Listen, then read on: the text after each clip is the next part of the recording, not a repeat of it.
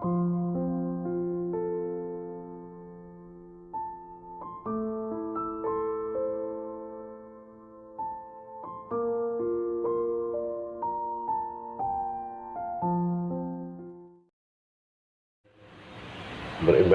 berbudiah ini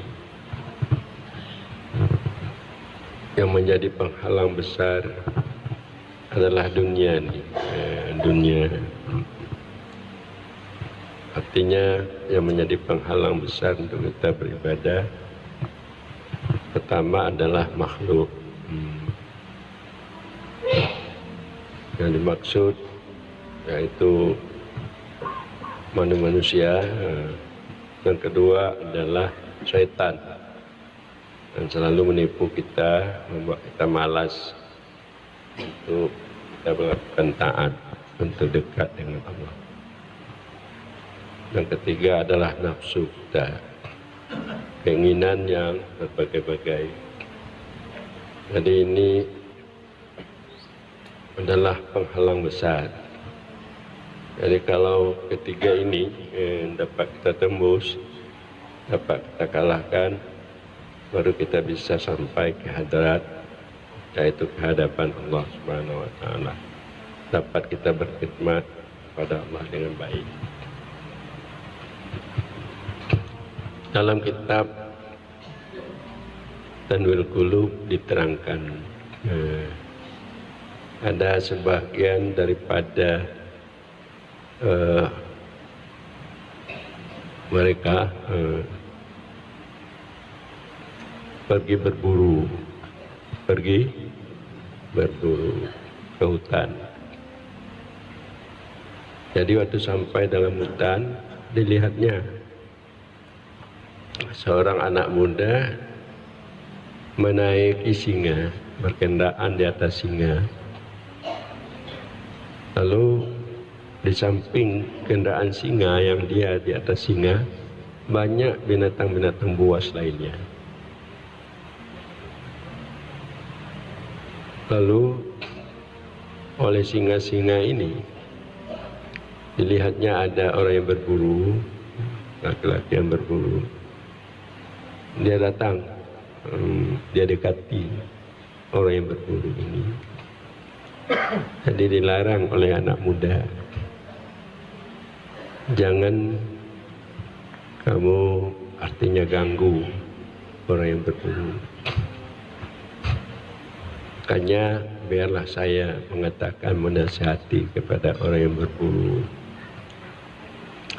Hai orang yang berburu, kamu lalai dengan hawamu, keinginanmu kepada lain Allah, ingin kepada umpamanya rusa atau kijang dan sebagainya. Itu ketahuilah olehmu bahwa dunia ini diciptakan oleh Allah untuk membantu kamu di dalam kamu berkhidmat kepada Allah. Bukan dunia ini diciptakan oleh Allah untuk membimbangkan kamu berkhidmat kepada Allah. Jadi kamu lalai dengan dunia, kayak berburu. Jadi dari itu ketahuilah oleh kamu bahwa itu pekerjaan yang tidak bagus. Kenalah kamu lalai dengan dunia. Jadi di waktu anak muda tadi di atas kendaraan singa, datang seorang orang tua, perempuan tua, membawa semangkuk air atau segelas air. Jadi air yang dibawa itu diberikan kepada anak muda yang di atas singa tadi. Lalu anak muda ini minum. Lalu ditanya oleh orang yang berburu, itu orang tua itu siapa? Lalu dijawab oleh anak muda tadi, orang tua itu adalah dunia. Orang tua itu, apakah tidak kamu ketahui kamu meyakini atau kamu tahu, yaitu Allah mengatakan, hai dunia, bahwa kamu dunia diciptakan oleh Allah. Kalau kita berkhidmat kepada Allah, dunia ini berkhidmat kepada kita. Jadi dunia ini berkhidmat kepada kita kalau kita berkhidmat kepada Allah. Tetapi kalau kamu berkhidmat kepada dunia, makanya kamu menjadi budak dunia. Dan jika kamu harus berkhidmat kepada dunia. Kalau kita berkhidmat kepada dunia, kita harus berkhidmat kepada dunia. Tapi kalau kita berkhidmat kepada Allah, dunia ini berkhidmat kepada kita. Jadi maka orang tua tadi itu dunia.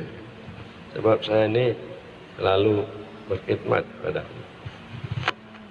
Artinya saya melakukan taat dan saya tidak lupa-lupa Allah. Maka dunia ini adalah menjadi budak saya. Menjadi budak.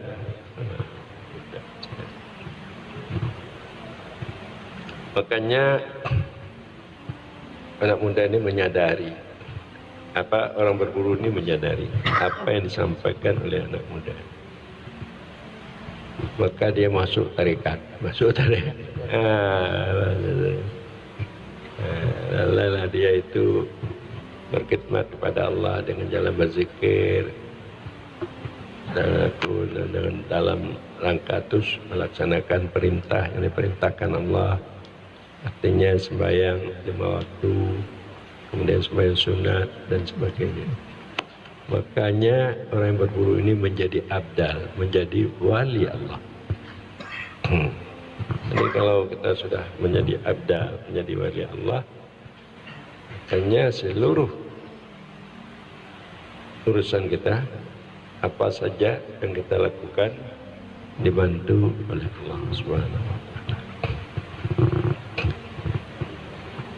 Jadi pada zaman akhir nih, untuk berkhidmat kepada Allah nih sudah jarang adanya bagi kita umat Islam. Makanya perlu kita kembangkan ajaran tarekat, kita kembangkan ajaran kesufian supaya khidmat kita kepada Allah, khidmat yang lahir batin, dengan makna bahwa dalam segi lahirnya kita beramal dengan ikhlas semata-mata karena Allah, dengan tawadhu, rasa rendah di hadapan Allah. Pada batinnya jadi kita merasakan kasih sayang Allah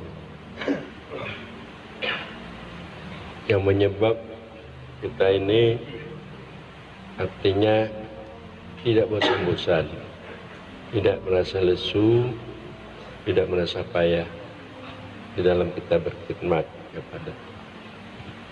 Jadi maka Anda diajarkan bertarekat, berzikir. Nah, itu mengingat Allah. Zikir itu yang menyebabnya kita bisa cinta kepada Allah, hudur Allah di dalam hati kita.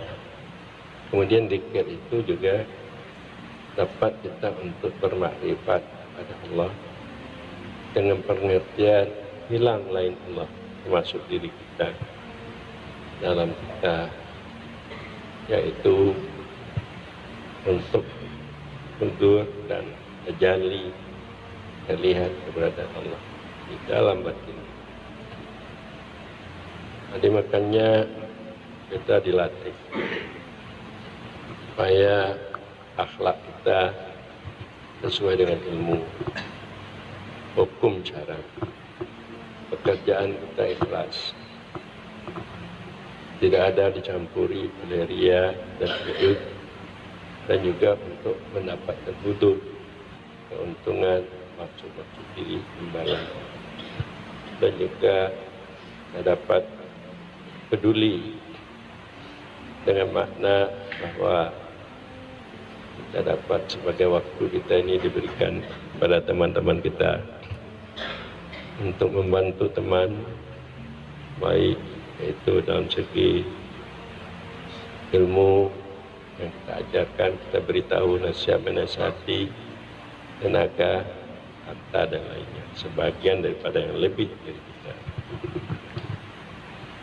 Dan kemudian kita dapat melatih supaya kita jangan berpisah-pisah dengan Allah. Samping kita telah melatih akhlak, melatih amalnya ikhlas, melatih supaya kita ada kepedulian pada sesama kita, dan juga kita melatih supaya kita jangan berpisah-pisah dengan Allah. Berpisah dengan Allah, teringat lainnya berarti berpisah dengan Allah.